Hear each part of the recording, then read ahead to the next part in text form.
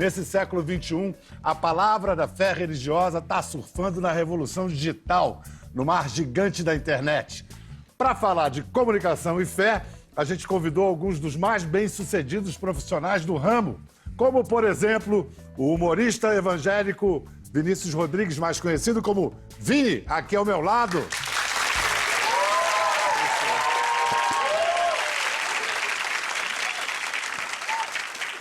Já vi que veio com torcida organizada. Tem que combinar, né? Ah, é, né? Quanto quer dizer? Manto é fogo. É aquele culto pentecostal onde o fogo desce, onde os irmãozinhos ficam rodando, onde o mistério acontece. Isso é manto. Manto, os mistérios O manto de Deus. mistério, aquilo que está encoberto. Não entendeu, né? E varoa. Varoa é a mulher. Varoa é a mulher. Tem uma de varoa bonita aqui, ó. Misericórdia. Ah, mas eu também tenho uma varoa bonita pra chamar agora pra participar com a gente. Chama ela, querida, é forte. Priscila Alcântara, por favor!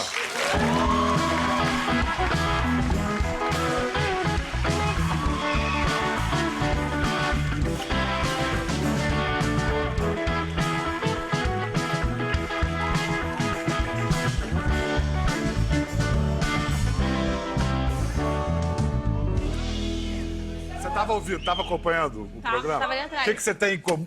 Olha, também tem com torcida. Todo mundo veio com torcida. É família, primo, né? Brincadeira, né? Não. Tudo bom? Priscila, o que você tem em comum com o Vini? A gente é cristão e a gente gosta de humor e a gente tem em comum um canal no YouTube. Exato. Que eu também tenho. Olá, olá, olá! E não é que eu voltei? Eu voltei! Eu falei que eu ia voltar, velho! Olá, queridos inscritinhos! Queridos inscritinhos! Tudo que eu vou falar aqui é opinião minha, porque é o que eu vivo. Você jamais é obrigado a concordar, mas você é obrigado a respeitar, tá bom? Não sai daqui falando merda ou me xingando, porque é a minha opinião, eu não tô impondo isso pra ninguém. Não é o que vem de fora que contamina o homem, mas o que sai do homem, isso sim é o que contamina. Dá um exemplo polêmico aqui, mas seja maduro o suficiente pra ouvir, entender e não distorcer nada. Se eu for ouvir um funk proibidão, não é o funk proibidão que eu estou ouvindo que vai trazer a perversidade, a imoralidade sexual pra dentro da minha vida. Mas o meu próprio coração é que gera esses males. O máximo que a música vai fazer é alimentar esse vestígio ruim que tem dentro de mim. Como é que é? Inscritos em Cristo. Não, mas é porque eu sou meio gaga mesmo. Eu errei, não foi de propósito, não. Mas pode ser, o tema era sobre Jesus mesmo. Olha, eu não sei se você é meio gago, você é uma comunicadora inteira, né? Você comunica bem. Obrigada. Você prepara isso de alguma maneira? Cara, não, meus vídeos não. E, geralmente eu ligo a câmera e vou falando. E aí depois eu faço a edição, né? Mas como era um assunto que eu estudo muito a Bíblia, eu adoro. Então era um assunto que eu já tinha bastante coisa pra falar. Então eu fiz esses 10 fatos sobre Jesus aí. Com essa sua linguagem, vamos dizer, irreverente, né? Não convencional, a quem você ajuda e quem você irrita? Bom, eu ajudo, vamos lá. Eu ajudo pessoas que, de algum modo, foram frustradas ou traumatizadas com a religião. Eu ajudo todo mundo que precisa de uma esperança na vida. E o meu público Você tem maior... exemplos concretos, assim, de gente que vem falar com você? Inúmeras, na verdade, a maioria são jovens, né? Pessoas a partir de uns 14 anos, mais ou menos. E, na verdade, essas pessoas, elas, de alguma forma, aconteceu que elas me veem como amigas. E eu exponho muito a minha fé e a minha vida com Deus exatamente para, de algum modo, ajudá-las. E elas confiam em mim, acho que por eu mostrar da minha vida, então elas mostram, se abrem para mim também. Então, existem muitos jovens, cara, que...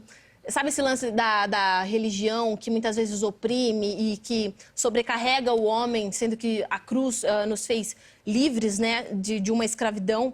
Então, muitas vezes essas pessoas foram frustradas com a religião e eu tento ajudá-las a não descontar essa frustração que a religião trouxe em Deus. E quem não gosta? Existem algumas pessoas religiosas mais tradicionais que não gostam muito daquilo que eu faço. Acho que exatamente por sair do padrão, mas eu tenho uma vida com Deus e Ele nunca me impôs algum tipo de rótulo ou algum tipo de padrão, então... Vocês estão realmente querendo, inclusive, mostrar para jovens como vocês que não é só não, não, não. Sim, na verdade, eu acho que o que eu mais prego, na verdade, é que Deus, para mim, e ele não é uma religião, para mim, e obviamente ele é alguém. Então, quando você acha que Deus ele se limita à religião, traz esse certo peso, sabe? E parece que você andar com Deus é um fardo pesado, e sendo que não é. Se você vê Deus como alguém, Jesus, o Espírito Santo, você vai entender que para você se tornar santo, não é questão de seguir uma lista de regras, mas questão de quanto mais você anda com uma pessoa, mais você aprende com ela, mais você se parece com ela. Por exemplo, se eu vou... Você tem intimidade com Jesus. Sim, isso. E quanto dizer. mais intimidade você tem, mais você se parece com ele, e aí que você alcança talvez a aqueles que santidade. critiquem você tenham ciúmes, né? Eu não sei, talvez. Eu vou ter que... Será que eu posso anunciar o nosso próximo convidado como um canela de fogo? Canela, esse Canela de aí, fogo? Canela de Vou fogo. perguntar Esse para aí, ele. hein? Tom Carfe, por favor.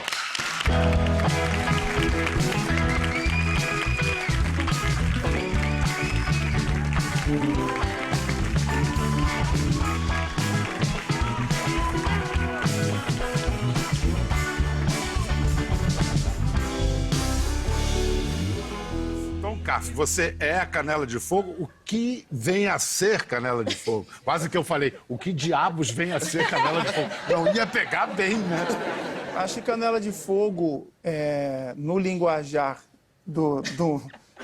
da igreja, é o rapaz que é muito, ele é muito Avivado, entregue, né? avivado ao lance do Pentecoste. Avivado? Avivado. Ao lance do Pentecoste. É louco. Então ele gira, Da ele hora. mexe É a outro mão e tal. É tipo transe, assim? Não Essa chega palavra- a ser um transe, mas eu Uma acredito que é expressão corporal. uma alegria, talvez uma alegria. Não dá que pra ele se explicar essas coisas, né? Não dá pra explicar, mas acho que é uma alegria que ele Acho que você sente. devia experimentar aí um dia. Cara, eu vou- ah. Imagina o Biel Canela de eu fogo. vou- acho que eu vou... Acho melhor eu ficar vendo pela televisão. E esse não é uma exceção. Todos os teus vídeos têm um nível de realização, assim, cinematográfico. Perdoe, quanto custa um vídeo desse? Uma superprodução dessa. Esse dos zumbis, por exemplo. Esse vídeo acho que custou uns 80 mil. Fez em quanto tempo? Fizemos em um dia, a gravação fizemos em um dia, né? Paz. Então tivemos uma equipe lá muito grande, não me lembro, acho que eram mais de 40 pessoas na equipe. O clipe foi dirigido por um diretor chamado Todd Ivon, muito bom. E gravamos aqui mesmo no Brasil, mas, tinha Mas carro tem de um polícia americano. eu vi, Não, tem inúmeras coisas. aquele plano do satélite, aquele deve ter sido caro, né? Isso, da Terra ali foi coisa ligou do pra diretor. NASA, né? Pediu autorização lá. Mas a mensagem do clipe qual é? Só o hip hop eletrônico salva? Não. Na verdade, a mensagem do clipe eu fiz uma junção entre um X-Men e um cristão. Porque o clipe ele mostra ali várias forças do mal destruindo uma cidade, né? E trazendo um caos em pessoas daquela cidade. Então tem uma força do mal atormentando uma criança, que é minha filha, né? Inclusive, que é a Sofia, que sai correndo. Aí tem uma força do mal atormentando uma enfermeira e tal. Então eu chego ali meio que como um super-herói que consigo enxergar isso, que existe uma força do mal ali, né? Assolando aquelas pessoas, e ali eu começo a guerrear contra as forças do mal com um poder que não é meu, porque no clipe vem um poder que é dos céus e entra em mim, através de mim, e derrota os inimigos. E comunica, você tem tido uma ótima resposta para esse Ótima vídeo, resposta, né? ótima resposta. Você, afinal, então, você meio que usa a linguagem do popstar para passar uma outra mensagem, né? Sim. Um super-herói. Sim, porque eu creio que o jovem, ele busca muitos referenciais, né? Acho que aqui nós temos referenciais. A Priscila é uma pessoa que muitos jovens, adolescentes, têm ela como referencial, o Vini também, e eu também. Então eu procuro me posicionar dessa forma justamente para conseguir influenciar também os jovens para ter uma vida mais positiva. Falar em incluir o professor Ricardo Mariano, professor de Sociologia da USP, por favor.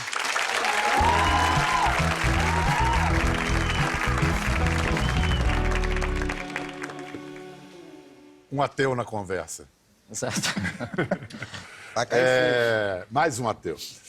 O que representa, em linhas gerais, o que representa esse fenômeno que está aqui na nossa frente? Bom, os evangélicos somam em torno de 60 milhões, quase 60 milhões de brasileiros atualmente. Eles têm um perfil muito jovem, né, urbano, é uma religião concentrada no meio urbano. Se antigamente, no meio pentecostal, os espaços legítimos de atuação eram a casa, a igreja e o trabalho, né?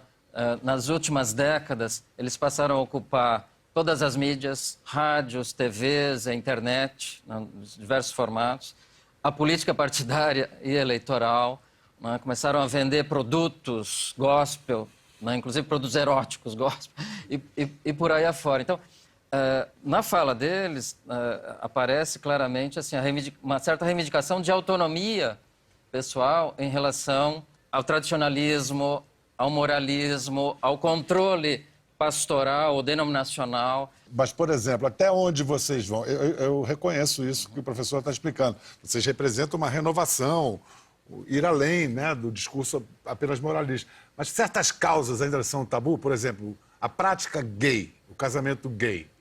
Isso na igreja de vocês, nas igrejas de vocês. Vocês conseguem incluir isso na discussão ou isso ainda é um tabu? Não, acho que... Eu sou da igreja Bola de Neve, né?